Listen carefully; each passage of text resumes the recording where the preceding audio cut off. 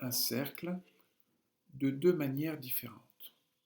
La première est sa définition classique, et la deuxième que nous utiliserons aujourd'hui, une propriété vue en quatrième.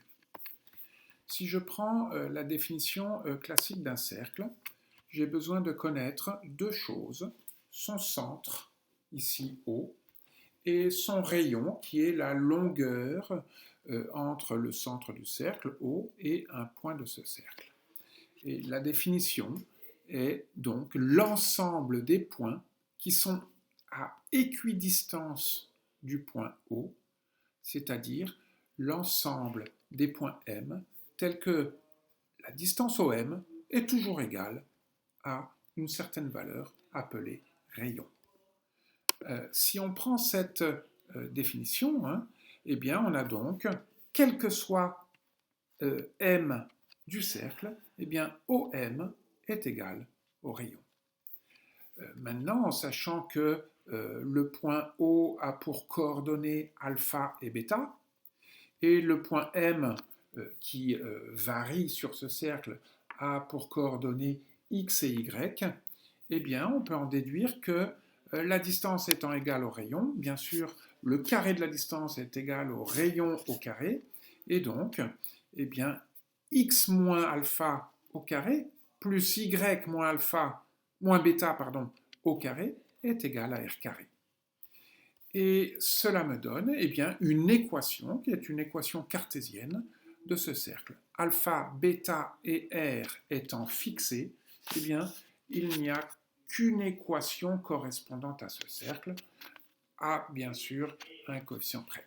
Ici, si on a pris O qui a pour abscisse 0,5 et pour, moins 0,5 et pour ordonnée 1, eh bien on obtient l'équation x plus 0,5 au carré plus y moins 1 au carré est égal à 2,5 au carré. On reconnaît ici les coordonnées du centre du cercle et ici le carré du rayon, c'est-à-dire 2,5 étant le rayon. Alors maintenant, une autre façon d'exprimer ce cercle, de caractériser ce cercle, eh bien, c'est d'utiliser une propriété vue en quatrième qui dit que quand je trace un diamètre de ce cercle, eh bien, tout point sur le cercle formera avec ce diamètre un triangle rectangle. Alors, si je reviens en première, eh bien, qu'est-ce que ça veut dire? Si AB est un diamètre du cercle, eh bien, mon point M, qui va être sur le cercle, eh bien, ne sera sur le cercle que si, eh bien, ici j'ai un angle droit, c'est-à-dire le vecteur MA et le vecteur MB sont deux vecteurs orthogonaux. D'accord? Alors, qu'est-ce que ça veut dire avec nos vecteurs? Eh bien, ça veut dire tout simplement que le produit scalaire de MA par MB est égal à 0.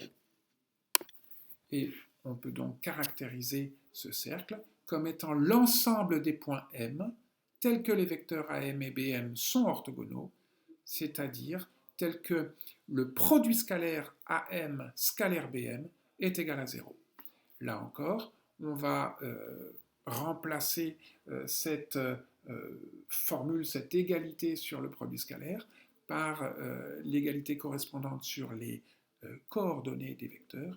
Et donc, ça va nous faire, encore une fois ici, puisque je prends A qui a pour coordonnées 1 et 3, et B qui a pour coordonnées moins 2 et moins 1, eh bien, ça me fait x moins 1 facteur de x plus 2, plus y moins 3 facteur de y plus 1, est égal à 0.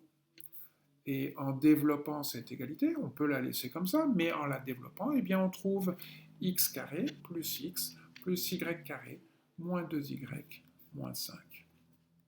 Alors, qu'est-ce qu'on remarque? Eh bien, on remarque tout simplement qu'en développant l'équation de gauche, on obtient l'équation de droite, et que c'est donc deux façons différentes d'arriver à la même équation du cercle. L'équation de gauche est pratique car elle nous permet de voir eh bien, les coordonnées du centre et le rayon du cercle. L'équation de droite est une équation sous forme développée.